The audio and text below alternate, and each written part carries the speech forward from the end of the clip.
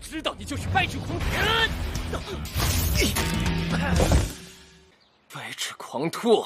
Halo sobat semua, selamat datang kembali di channel Donghua TV. Bagaimana kabarnya sobat semua? Pastinya baik-baik saja kan? Semoga sobat semua selalu diberikan kesehatan dan dilancarkan semua urusannya. Di video kali ini, saya akan melanjutkan cerita dari Donghua Senchun Renjian di part ke-8-nya. Pada part sebelumnya, Wang Bol telah masuk ke ruang ujian juara kelas menggunakan tiket khususnya. Ia pun mulai melakukan ujian kelasnya dengan memurnikan batu spiritual. Akan tetapi sang juara kelas yaitu Jiang Lin ternyata datang mengikuti ujian itu juga, dengan maksud untuk menghentikan Wang Bol mengambil gelarnya. Mereka berdua kemudian saling menunjukkan kekuatannya dalam memurnikan batu spiritual. Hingga Jiang Lin berbuat curang dengan mengisap energi spiritual Wang Bol. Dan membuat Wang Bol sangat kelelahan. Namun dengan semangatnya, Wang Bol kembali bangkit dan mencoba memurnikan batu spiritual. Ia pun akhirnya mencapai kemurnian 95% dan menciptakan batu 7 warna. Di mana batu spiritual 7 warna melampaui batu spiritual berkualitas. Wang Bol yang berhasil mengalahkan Jiang Lin kini diangkat sebagai juara kelas. Tiket khusus juara kelas yang dimiliki Jiang Lin juga kini menghilang dan berpindah kepada Wang Bol. Sedangkan Liu Dobin diangkat oleh Wang Bol menjadi penanggung jawab dalam mengawasi akademi. Bagaimanakah kisah perjalanan selanjutnya dari Wang Bol yang kini telah menjadi murid rekrutan khusus dan sebagai juara kelas yang baru? Namun sebelum lanjut menonton, jangan lupa sobat semua untuk like, komen, dan subscribe ya, agar Mimin selalu semangat memberikan video terbaru untuk sobat semua. Tak perlu berlama-lama lagi, langsung saja kita kocok ceritanya. Cerita dilanjutkan dengan para pengawas yang sedang membawa kado untuk Wang Bol dan Liu Dobin yang sedang mengatur mereka. Tak lama kemudian Wang Bol bangun dan menyuruh kedua pengawas lainnya untuk keluar. Wang Bol lalu menegur Liu Dobin untuk tidak perlu formal kepadanya, sebab mereka adalah teman. Namun, Liu Dobin tak meresponnya dan malah memuji Wang Bol yang telah menjadi juara kelas. Setelah itu, Liu Dobin kemudian memberitahu Wang Bol kalau ada yang mengawasi. Liu Dobin lalu menyiapkan tempat duduk serta makanan untuk Wang Bol. Dan mereka sengaja berbicara dengan nyaring agar para pengawas mendengarnya. Wang Bol kemudian memberitahu Liu Dobin bahwa dalam 2 hari ini ia telah mengurus kasus yang ditinggalkan Jiang Lin. Ia pun menemukan satu kasus Sun Qifang yang sangat aneh. Namun karena ia sedang sibuk, ia menyuruh Liu Dobin untuk menyelidikinya. Wang Bol juga memberitahu Liu Dobin untuk mengingat batasannya saat menyelidiki kasus Sun Qifang. Saat Liu Dobin memeriksa kasus itu, ia heran karena Sun Qifang hanya mencuri buku, namun dipenjara dalam Departemen Kedisiplinan sampai sekarang. Liu Dobin lalu bertemu dengan orang tua dari Sun Qifang yang sengaja datang untuk meminta utusan dari juara kelas baru agar menyelidiki kasus anak mereka. Orang tua Sun Qifang lalu menceritakan apa yang telah terjadi. Mereka awalnya tinggal di barat kota Piao Miao dan setiap bulannya mereka menempa 10.000 emas. Kehidupan mereka sangatlah senang hingga putra mereka telah dijebak mencuri metode kembar rahasia itu. Putranya memang salah, entah itu dihukum atau dipukuli juga tak masalah. Namun tidak disangka, Jiang Lin ternyata menggunakan kesempatan itu untuk mengancam mereka. Jika ingin putra mereka tetap aman, maka mereka harus menembusnya dengan harta keluarganya.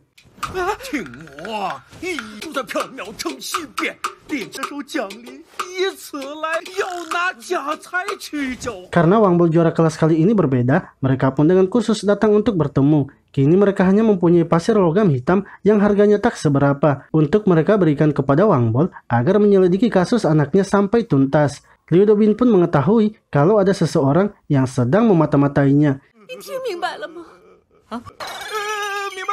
Sementara itu di tempat lain, salah satu juara kelas dari kelas lain bernama Lin Tianhao sedang diberitahukan laporan mengenai mata-mata yang mereka kirim ke tempat kelas batu spiritual, di mana Departemen Kedisiplinan sedang menyelidiki kasus Sun Qifang. Namun, Lin Tianhao mengatakan bahwa mereka tak perlu panik, sebab walaupun Wang Bol menyelidikinya, ia tak akan tahu keterlibatan mereka dalam kasus itu. Apalagi, Wang Bol hanyalah bocah liar yang datang dari kota Phoenix.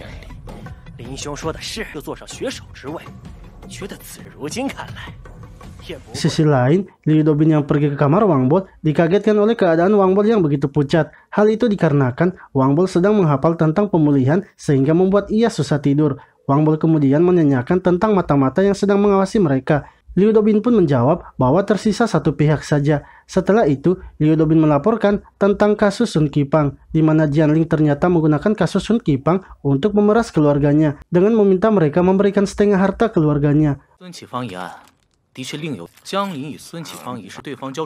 Wang Bol pun curiga sebab keluarga Jianling itu tidaklah kekurangan uang, dan Sun Qipang berasal dari kelas pemrosesan spiritual. Namun mengapa ia harus sampai turun tangan mengambil kasus itu? Liu Dobin berpendapat kemungkinan Sun Qipang dan Lin Tianhao memiliki sebuah masalah, sehingga Jianling ingin memanfaatkan momen tersebut agar bisa berbaikan dengan Lin Tianhao. Atau bisa saja Sun Qipang ternyata memiliki kaitan dengan dia. Namun Wang Bol harus tahu bahwa Lin Tianhao sangatlah sulit untuk diurus.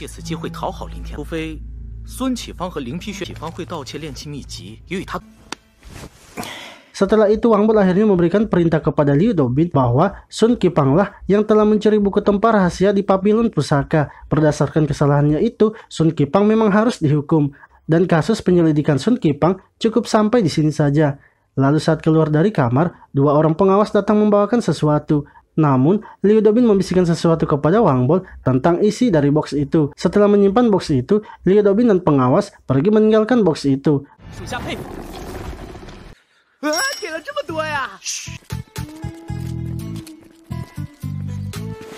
Namun salah satu pria datang untuk menemui Wang Bol.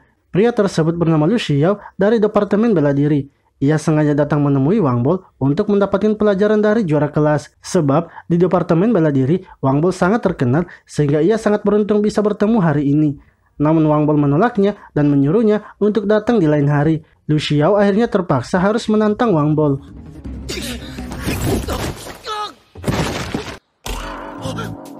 Akan tetapi ternyata isi dari box itu adalah sebuah boneka. Li Shao yang melihatnya begitu kebingungan sebab harusnya itu adalah kiriman dari keluarga Sun. Li Shao yang tak terima dan tahu kalau Wang Bol adalah kelinci ganas yang melawannya waktu di arena gulat langsung menyerangnya.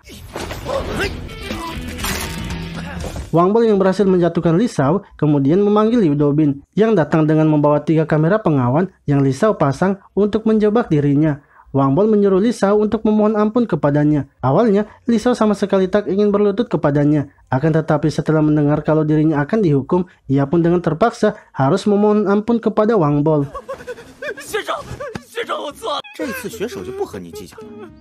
Wang Bol kemudian memperingatkannya untuk tidak melakukan hal itu lagi, sebab bila ia melakukannya, maka Wang Bol tak akan segan untuk menghukumnya. Setelah itu, Wang Bol menyuruh para pengawas untuk mengembalikan semua hadiah yang sudah ia terima, dan menyuruh para pengawas untuk tidak menerima hadiah apa saja yang diberikan kepadanya. Oke sobat semua, itulah tadi cerita dari Donghua Shenchun Renjian di part ke-8-nya. Nantikan terus perjalanan dari Wang Bol ya sobat semua. Terima kasih telah menonton video ini. Sampai jumpa lagi di video selanjutnya.